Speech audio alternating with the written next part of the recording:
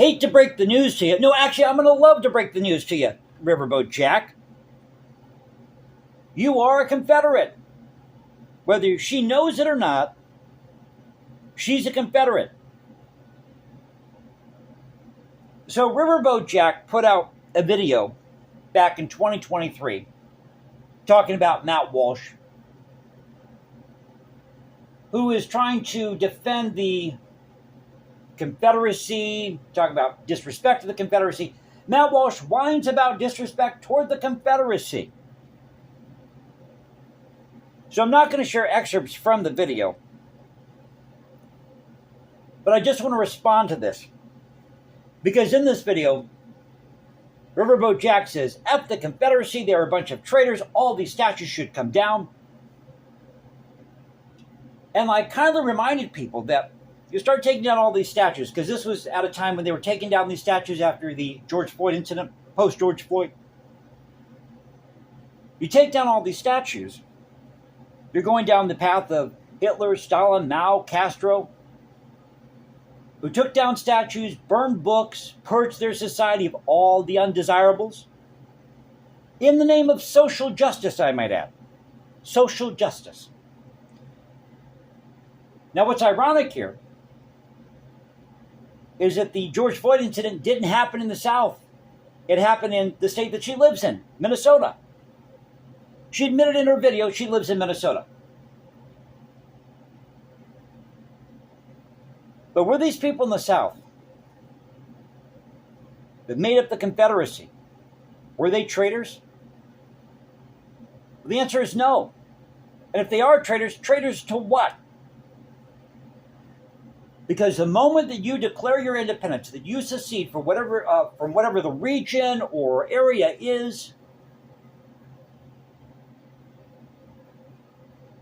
you are no longer bound by the laws of that region, country, or territory, because you have just declared your independence. So what are you a traitor to?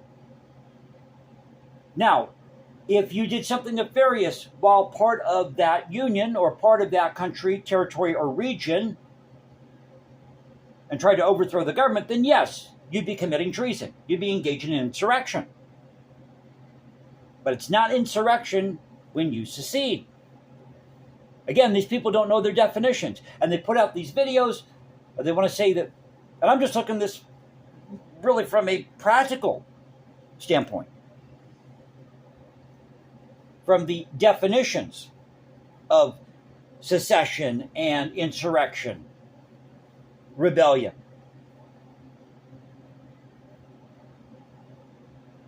But I'm going to talk about the Articles of Confederation, because you see, it all goes back to the Articles of Confederation here.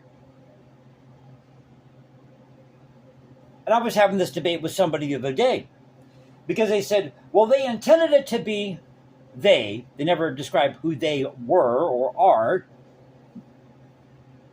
They intended it to be a permanent, perpetual union. Well, there's a difference between perpetual and permanent. Perpetual means, and I write music in my spare time, so I know about this, perpetual motion. In music, you have something called perpetual motion. But the word perpetual means ongoing, never changing, right? Whereas permanent means static. It's like snow on your TV. And a piece of music has a beginning, it has an end, and you might have something called perpetual motion. But once that piece is finished, guess what? No more perpetual motion. So if a piece can have a beginning and an end, yet it can have perpetual motion inside of it, then it's possible that you can create a union, you can dissolve that union, and you can create another union or confederation. But Riverboat Jack, you are a Confederate, and I'll prove it here. Articles of Confederation. Then we're going to look at Texas v. White. But no, they were not traitors when they left the Union. They did not destroy the Union by leaving the Union. They just left the Union. Here Lincoln is trying to save the Union. My main goal is to save the Union. Well, hey, dummy. The Union still exists, just with fewer states. If I were president, I'd be happy about that. Hey, you want to leave? Fine, go for it. Go for it. Fewer states I have to deal with as president. But I guess Lincoln didn't see it that way. But if you look at the Articles of Confederation, it talks about perpetual union, but it doesn't say permanent union. So here's a preamble: to all to whom these presents shall come, we the undersigned delegates of the states affixed to our names send greeting. Articles of Confederation and Perpetual Union between the states of New Hampshire, Massachusetts Bay, Rhode Island, and Providence Plantations, Connecticut, New York, New Jersey, Pennsylvania, Delaware, Maryland, Virginia, North Carolina, South Carolina, and Georgia. Article 1, Articles of Confederation. You ready for this, Riverboat Jack? Here you go.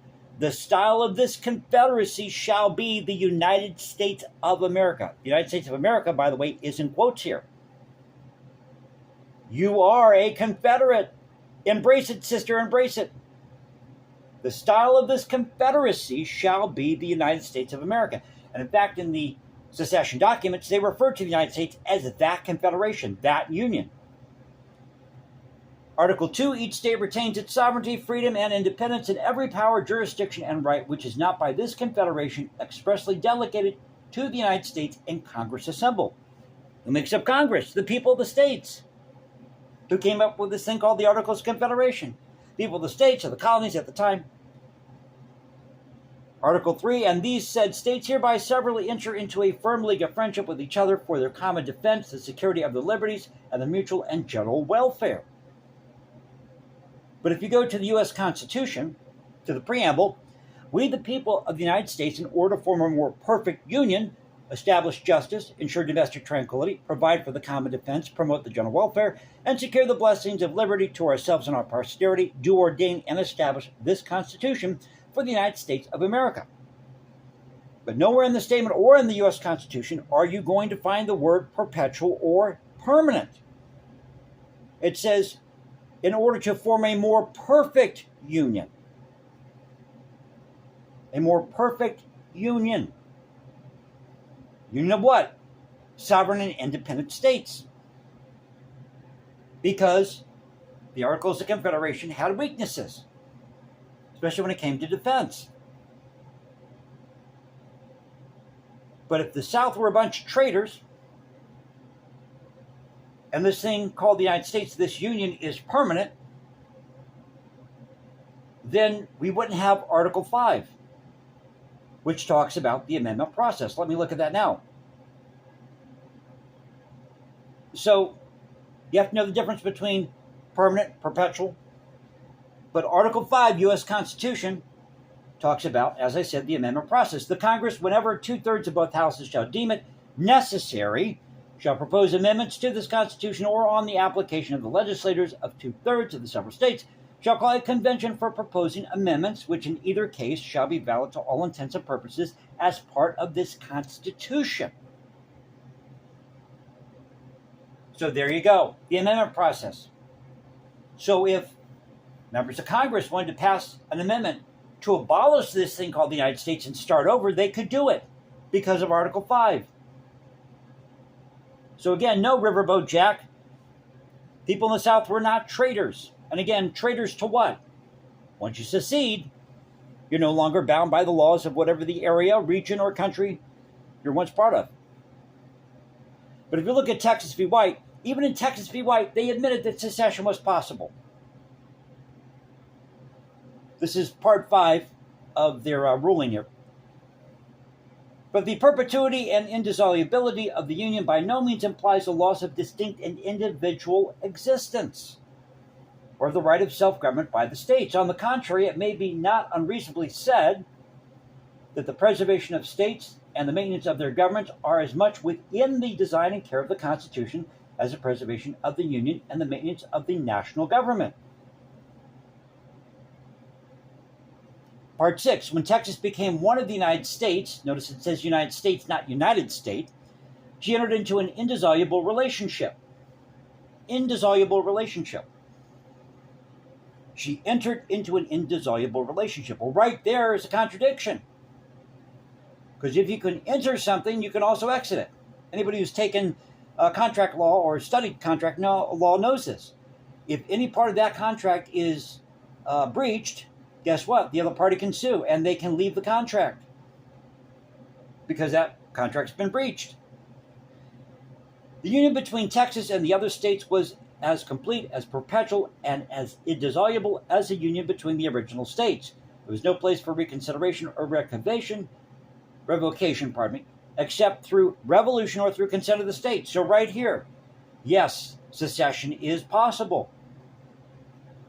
It is possible. So the truth is, again, we are all Confederates.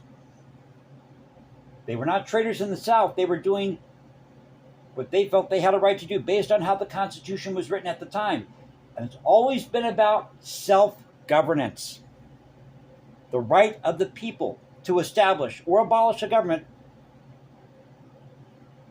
to work on their behalf, or to create a new government, abolish it, when it does not work in the best interest of the states or the people it is supposed to represent. So I thought I'd share this with you. Hope you enjoyed the video. If you did, you know what to do. Follow me at Instagram, Jason197711. You can find me at Substack, or go to Culture Confederacy, Culture Confed 1 on X. This is the Culture Confederacy saying peace out, God bless, keep up the culture, and I'll catch you next time.